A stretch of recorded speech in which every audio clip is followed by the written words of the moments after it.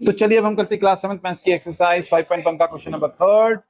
Question में हमारे पास में यहाँ पर कुछ नंबर्स हैं, कुछ अल्फाबेट्स हैं। हमने इनको एक्सपोनेंशियल फॉर्म पे लिखना है ना। प्रोडक्ट में ये नंबर्स हैं, हमारे पास में अल्फाबेट्स हैं, हमने इनको एक्सपोनेंशियल फॉर्म पे लिखना है। तो चलिए ए पार्ट पर चलते हैं, है ना। सॉल्यूशन स्टार्ट करते हैं, ए पार्ट पर चलते हैं। अब देखो ए पार्ट में m जो है यहाँ पर 1 2 3 4 5 6 टाइम्स m यहाँ पर मल्टीप्लाई हो रहा है। तो ये हमारा हो जाएगा, ये हो जाएगा m की पावर 6, है ना। m into m into m into m into m into m कितना हो जाएगा, m की पावर 6, क्योंकि यहाँ पर 6 टाइम्स m मल्टीप्लाई हो रहा है ना। ऐसे भी लोग याद रखते हैं कि देखो यहाँ पर 1 पावर है, 1 पावर है, 1 पावर है, 1 पावर है, 1 पावर है, 1 पावर है। तो जब हम इन सबको मल्टीप्लाई करेंगे तो सारे 1 पावर ऐड हो जाएंगे, तो m की पावर 6 ये बन जाएगा। ऐसे भी लोग याद रखते हैं। हाँ, अब चलते हैं बी पार्ट पर। अब बी पार्ट में हमारे पास में है -5 इंटू -5 इंटू -5 इंटू -5। तो यहाँ पर -5 जो है वो 4 टाइम्स मल्टीप्लाई हो रहा है। तो इसका हमारे पास में सोल्यूशन आएगा -5 की पावर 4, क्योंकि यहाँ पर -5 4 टाइम्स मल्टीप्लाई हो रहा है, तो -5 की पावर 4।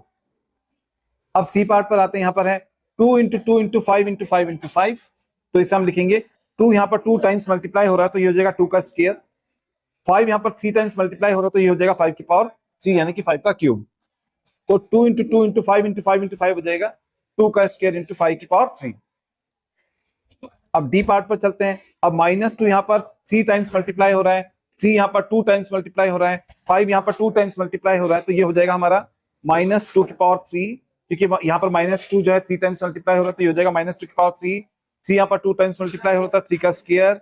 5 यहाँ पर 2 टाइम्स मल्टीप्लाई हो रहा था, 5 का स्क्वायर हो जाएगा यहाँ पर, है ना। अब ई पार्ट पर चलते हैं।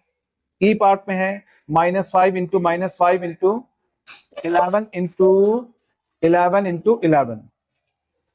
-5 यहाँ पर 2 टाइम्स मल्टीप्लाई हो रहा तो ये हो जाएगा -5 की पावर 2। 11 यहाँ पर 3 टाइम्स मल्टीप्लाई हो रहा तो ये हो जाएगा 11 का क्यूब। फिर f 2/5 इंटू 2/5 इंटू 2/5 इंटू 2/5। यहाँ पर हमारे पास में 2/5 यहाँ पर 4 टाइम्स मल्टीप्लाई हो रहा है, तो ये हो जाएगा, ये हो जाएगा 2/5 की पावर 4। 4 टाइम्स मल्टीप्लाई हो रहा है, तो ये हो जाएगा 2/5 की पावर 4। तो यहाँ पर हमने सभी नंबर्स को एक्सपोनेंशियल फॉर्म पे लिख दिया, तो ये आ गया हमारे इस क्वेश्चन का फाइनल आंसर।